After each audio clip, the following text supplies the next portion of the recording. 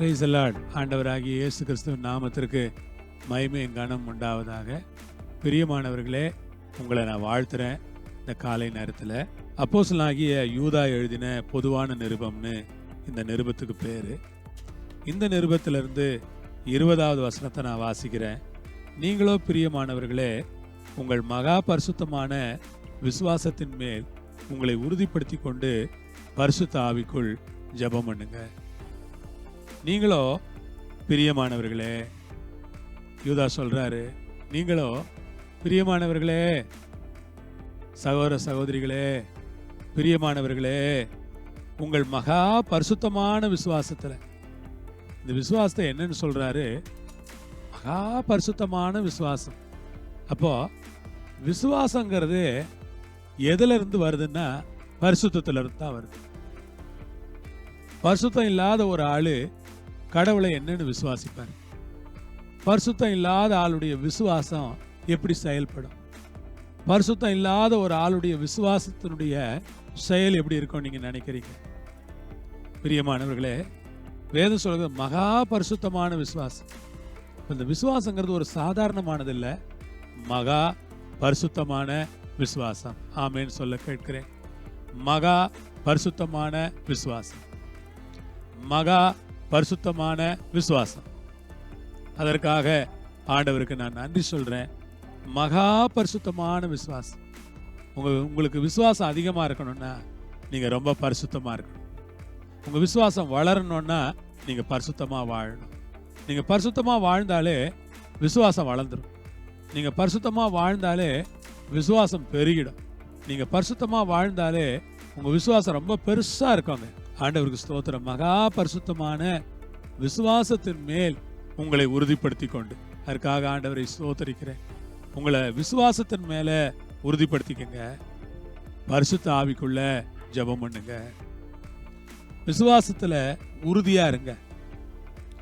விசுவாசத்துல உறுதியா நில்லுங்க. எந்த ஒரு சூழ்நிலையிலையும் உங்க விசுவாசத்தை விட்டுறாதீங்க.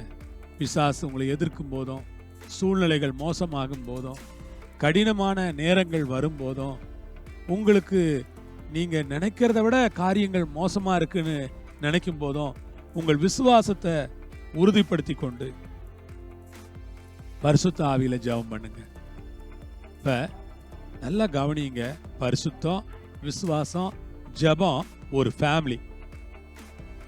பரிசுத்தம் இருக்கும், பரிசுத்தத்தினால விசுவாசம் வரும், இந்த விசுவாசத்தினால ஜெபம் வருது.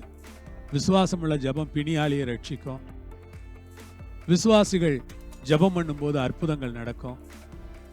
இதெல்லாம் விசுவாசிகள் இல்ல, விசுவாசம் தான் ஜெபத்திற்கு ஆதாரமா இருக்கு. ஒருத்தர்கிட்ட ரொம்ப ஃபெய்த் இருக்குன்னா அவங்கள்ட்ட ரொம்ப பிரேயரா இருக்கும்.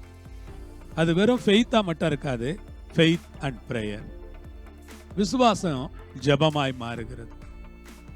அந்த விசுவாசம் உள்ள அந்த ஃபேமிலி, பரிசுத்தம், விசுவாசம், ஜெபம் இல்ல, ஹோலினஸ், ஃபெய்த் அண்ட் பிரேயர், இந்த மூணும் ஒன்னாதான் இருக்கு.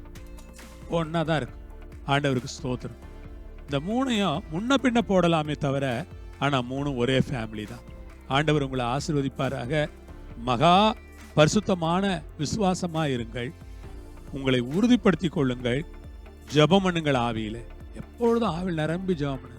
ஹல்லேலூயா. எப்ப ஜெபம் பண்ணாலும் நல்ல ஆவியில் நிறைஞ்சு அந்நிய பாஷைகள் பேசி ஊக்கமா உற்சாகமா கர்த்தரை சந்தோஷமா வாய் திறந்து ஜெபம் பண்ணுங்க. கர்த்தர் பெரிய காரியங்கள் செய்வார். ஜெயிப்போமா? பரமபிதாவே, இந்த வேலைக்காய் ஸ்தோத்திரம். இயேசுவின் மூலமா நம்முடைய கரங்களில் எங்களை ஒப்பு கொடுக்கிறோம். தேவரீர் கூட இருக்கிறதற்காய் ஸ்தோத்திரம். நம்முடைய கிருபை தாங்கிறதற்காய் நன்றி. ரத்தத்தின் மறைவில் எங்களை வைத்து ஆசீர்வதி. சித்தம் நிறைவேற தேவகரம் எங்களுக்கு ஒத்தாசையா இருக்கட்டும் என்று சொல்லி நான் ஜெபிக்கிறேன். ஆண்டவரே, மகா பரிசுத்தமான விசுவாசத்தை எங்களுக்கு தார். ஜெபிக்கிற ஒரு ஜெபாவியை தார்.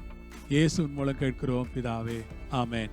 ஆண்டவர் உங்களோடு இருப்பார், உங்களை ஆசீர்வதிப்பார். ஆமேன்.